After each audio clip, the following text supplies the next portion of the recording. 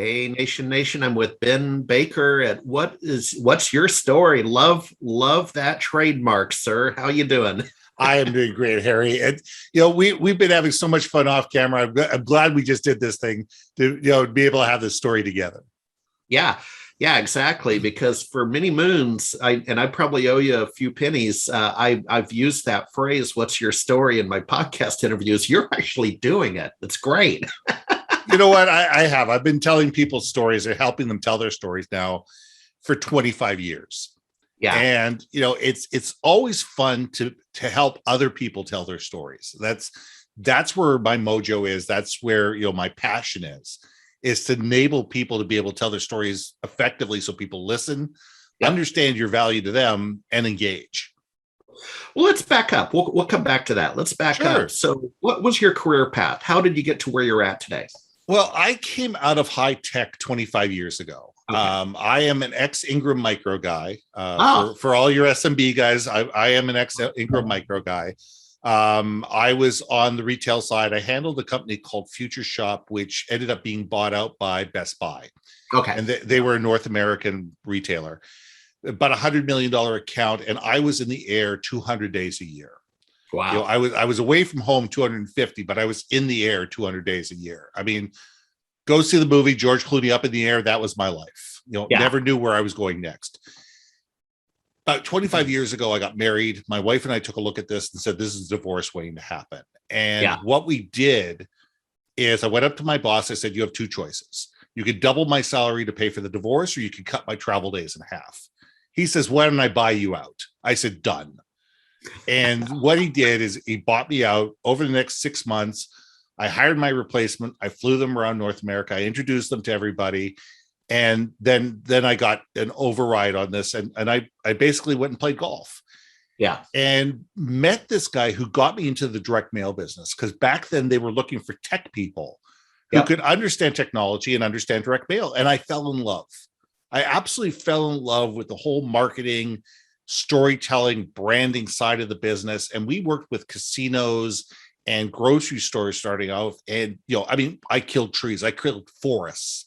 And we had a really good time doing it. Yeah. No, let me show you. This is great. I was involved in 07, 08 with the direct mail piece from Microsoft. This was a campaign. And as you can see, there's the label for the mailing. I think we called this a lumpy, or it was some absolutely lumpy, bumpy mail. And that's where cool. things go. I saved it. Exactly. I mean, that's the beautiful thing about promotional marketing, is where I ended up in about 20 years was promotional marketing. We did custom, done for you, only to you promotional marketing, like hundreds of thousands, if not millions of pieces, where it was custom 3D drawn for you direct promotional marketing that went in direct mail and other pieces. But it was all about storytelling. It's always been about, how do we build your brand? How do we get people to understand you? How do we get people to understand what differentiates you? How do we get people to care about you?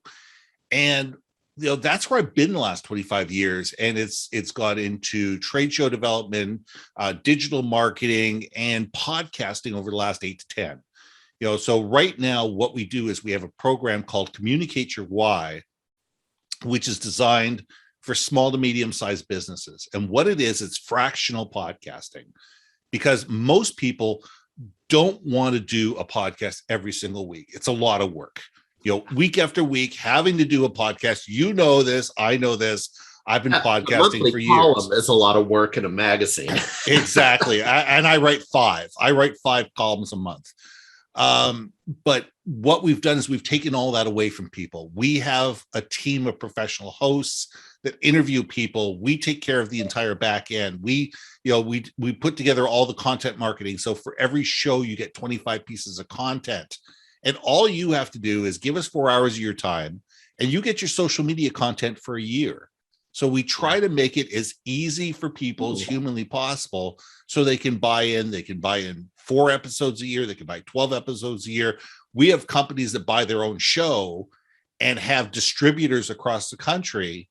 And what we do is each distributor gets a week where they get to talk about their own thing. So there's lots of different ways to use a podcast to build the social content, the post, the audiograms, the short videos, the web tools. You can build an enormous content library just out of a podcast. No, absolutely. And here's what I found. In my traditional world of SMB Nation, we're in a subset of a subset of a niche, right? Yes, so this is not B2C. This is not ESPN.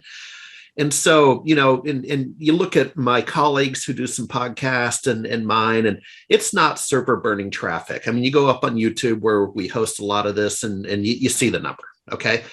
But here's what I know to be true is number one, your absence is more conspicuous than your presence. So, you got to show up and suit up, right? So you have to do it. Number two, it's great search, material, right? YouTube is a search engine and beyond, with Google, of course.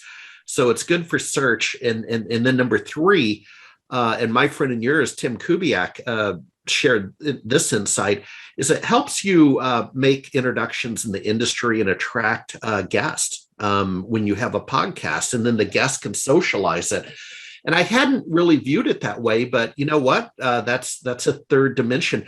Do you have other dimensions about doing a podcast? The benefit statement. I'm sure you got another couple points. Oh yeah, absolutely. I mean, I find that doing a podcast is a great way to build trust and relationships, both inside your company and also with clients and vendors, because you can either have your employees take the point in being on the podcast and be able to tell their story and the story from their point of view and give a more rounded view to your podcast and a more humanistic view of what your company is all about. Or you can use your podcast to interview clients or vendors, build relationships, build trust, and gain insights about what's going on in different places. The interesting that you said is like, people sit there and go, oh my God, I need to have 100,000 downloads. I need to have 1 million downloads, a $500 million downloads. Guess what? The 99% of podcasts never will. Oh yeah. It's a matter of understanding who's your audience. If the right 500 people are listening to your podcast, that's all you ever need. If you have the right people, like for me, it's chief marketing officers, it's people in the ad agencies, it's senior executives. Those are the people that listen to my podcast. And those are the people that 6 months, a year after listening to my podcast, call me up and said, Ben, I've been listening to your podcast for 6 or 8 months. Can we sit down and have a conversation? It's long tail marketing.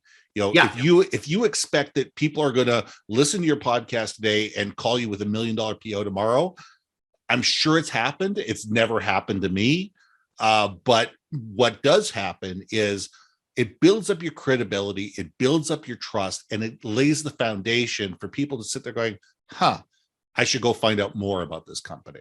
And all of a sudden you find them on your website. All of a sudden you find them in your social media. All of a sudden they're watching videos on your YouTube channel, and they're gaining information because 70% of the buying decision is made by companies before they even talk to you. Yeah. So that's what you're doing, is you're building up a content library for trust. Yeah.